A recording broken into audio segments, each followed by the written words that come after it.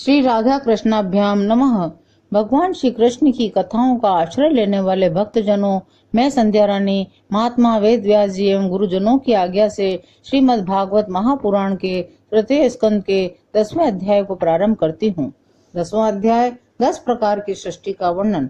विदुर जी ने कहा, मुनिवर, भगवान नारायण के अंतर्धान हो जाने पर संपूर्ण लोगों के पितामह ब्रह्मा जी ने अपनी देह और मन से कितने प्रकार की सृष्टि उत्पन्न की। हे भगवान, इनके सिवा मैंने आपसे और भी जो जो बातें पूछी है उन सभी का वर्णन कीजिए और मेरे सब संशयों को दूर कीजिए। सूत जी कहते हैं, शौनक जी, विदुर जी के इस प्रकार पूछने पर मुनिवर मैत्रेय जी बड़े प्रसन्न हुए और अपने हृदय में स्थित उन प्रश्नों का इस प्रकार उत्तर देने लगे। मैत्रेय जी ने कहा, अजन्मा भगवान श्री हरि ने जैसा कहा था, ब्रह्मा जी ने उसी प्रकार 100 दिव्य वर्षों तक तप किया। ब्रह्मा जी ने देखा, प्रलयकालीन प्रबल वायु के झकोरों से जिससे वे उत्पन्न हुए हैं तथा जिस पर वे बैठे हुए हैं वह कमल तथा जल कांप रहे हैं। प्रबल तपस्या एवं हृदय में स्थित आत्मज्ञान से उनका विज्ञान बल बढ़ गया है।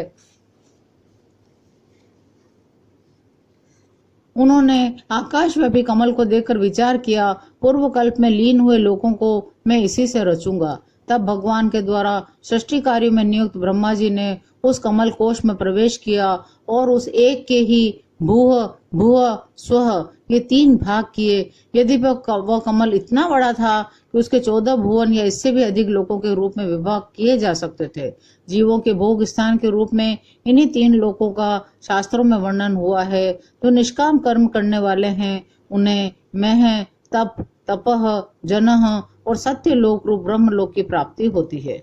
विदुर जी ने पूछा, ब्राह्मण, आपने अद्भुत कर्म विश्व रूप श्री हरि की इस काल नामक शक्ति की बात कही थी, उसका कृपया विस्तार पूर्वक वर्णन कीजिए। श्री मैत्रेय जी ने कहा, विषयों का रूपांतर ही काल का आकार है। स्वयं तो वह निर्विशेष, अनादि और अनंत है। उसी को निमित्त बनाकर भगवान खेल खेल में अपने आप को ही सृष्टि के रूप में प्रकट कर देते हैं। पहले यह सारा विश्व भगवान की माया से लीन होकर ब्रह्म रूप से स्थित था। उसी को अव्यक्त मूर्ति काल के द्वारा भगवान ने पुनः पृथक रूप से प्रकट किया है। यह जगत जैसा अब है वैसा ही पहले था और भविष्य में भी वैसा ही रहेगा। इसकी सृष्टि 9 प्रकार से होती है तथा प्राकृत वैकृत भेद से एक 10वीं सृष्टि और भी है। इसका प्रलय काल, द्रव्य तथा गुणों के द्वारा 3 प्रकार से होता है। पहली सृष्टि महतत्व की है, दूसरी सृष्टि अहंकार की है,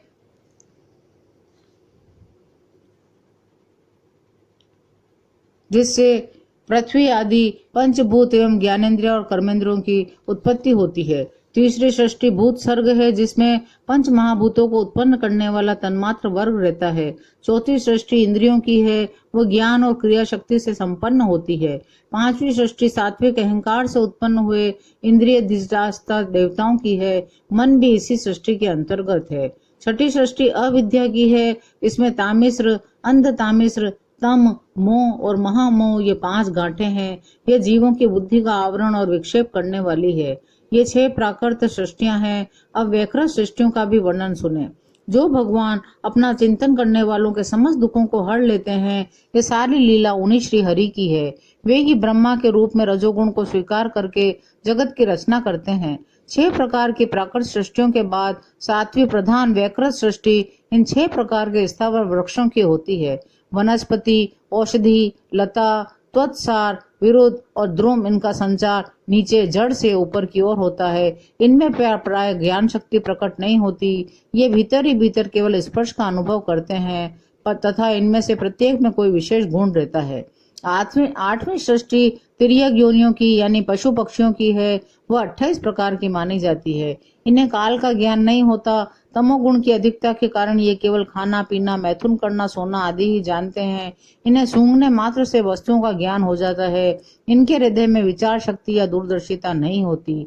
इन तिर्यकों में गौ, बकरा, भैंसा, कृष्ण मृग, सुअर, नील गाय, रुरु नाम का मृग, भेड़, ऊंट ये द्विशब 2 खुरों वाले पशु कहलाते हैं। गधा, घोड़ा, खच्चर, गौर मृग, शरफ और चमरी ये 1 खुर वाले होते हैं। अब 5 नख वाले पशु पक्षियों के बारे में सुनो। कुत्ता, गीदड़, भेड़िया, बाघ, बिलाव, खरगोश, शाही, सिंह, बंदर, हाथी, कछुआ, गौ और मगर आदि पशु हैं। बगुला, गिद्ध, बटेर, बाज, भास, भल्लुक, मोर, हंस, सारस, चकवा, कौवा, उल्लू आदि उड़ने वाले जीव पक्षी कहलाते हैं। विदुर जी, नवी सृष्टि मनुष्यों की है।